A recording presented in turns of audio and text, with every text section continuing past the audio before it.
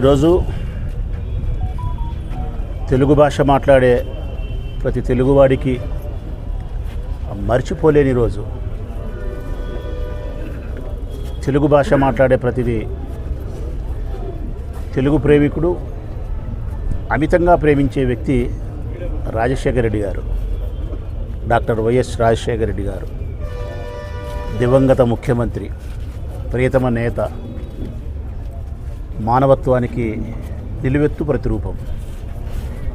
హిమాలయ శిఖరాలంతా మహోన్నతమైనటువంటి వ్యక్తిత్వం, అత్యంత కరుణ, జాలి, ప్రేమ కలిగినటువంటి మనస్తత్వం, పేదల పట్ల ఎక్కువ హృదయ స్పందన కలిగిన వాడు రాజశేఖర రెడ్డి.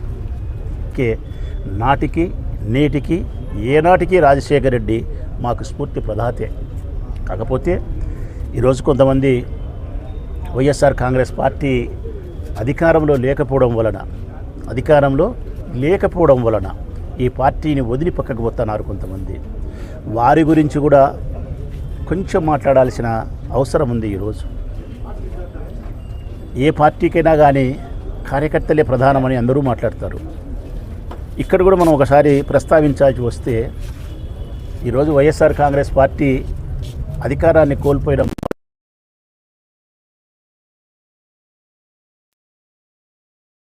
మంది నాయకులు, ఎమ్మెల్యేలు కావచ్చు, ఎంపీలు కావచ్చు, ఎమ్మెల్సీలు కావచ్చు, నాయకులు అధికారాన్ని అనుభవించిన వాళ్ళే ఆ పార్టీ గుండెల్లో పొడిసి పక్కకు పోతున్నారు. పరాయి పంచజేరి వారి మోచేతి గంజి తాగేదానికి ప్రయత్నం చేస్తున్నారు. కానీ పార్టీ ఓడిపోయినా, పార్టీ ప్రతికూల పరిస్థితుల్లో ఉన్న ఆ పార్టీకి సంబంధించిన కార్యకర్తలు మాత్రం ఆ పార్టీ జెండాను గుండెల్లో పెట్టుకొని చూసుకుంటూ ఉన్నారు.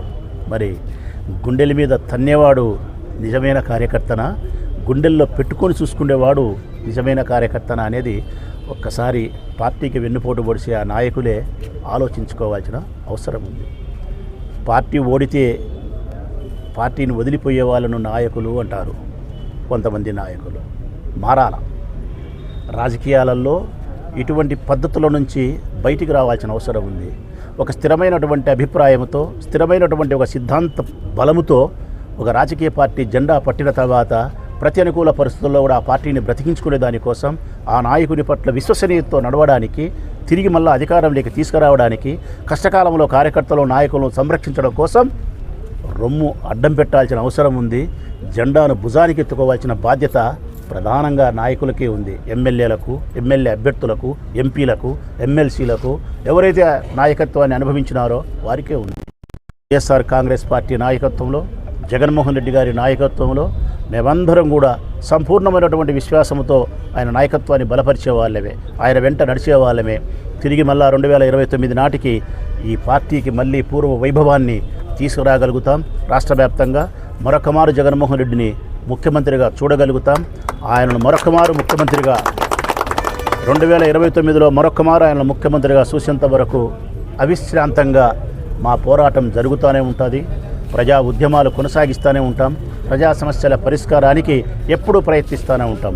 ప్రజల గొంతుకమై, ప్రజల శబ్దమై, ప్రజల హక్కుల కోసం ఈ పార్టీ జెండా నిరంతరం శ్రమిస్తుందని చెప్పి రాజశేఖర రెడ్డి వర్ధంతి సందర్భంగా మనస్ఫూర్తిగా ఈ నియోజకవర్గ ప్రజలకు తెలియజేస్తూ, ఇక నా వరకు నేనైతే వ్యక్తిగతంగా నా శ్వాస ఉన్నంత వరకు నా ఊరి ప్రజలతో పాటు, ప్రజల కంటే మిన్నగా నా పార్టీ కార్యకర్తలను, నాయకులను సంరక్షించడానికి, వారి యొక్క గౌరవాన్ని, వారి యొక్క కష్ట నష్టాలను పరిష్కరించడానికి నా గొంతులో శ్వాస ఉన్నంత వరకు వీళ్ళ కోసమే శ్రమిస్తా, వీళ్ళ కోసమే బ్రతుకుతా. పదవి ఉండినా లేకపోయినా, ప్రజలు తిరస్కరించినా, నెత్తిన పెట్టుకున్నా, ఏది ఏవైనప్పటికీ వీరి కోసమే రాచమూల జీవితం సదా.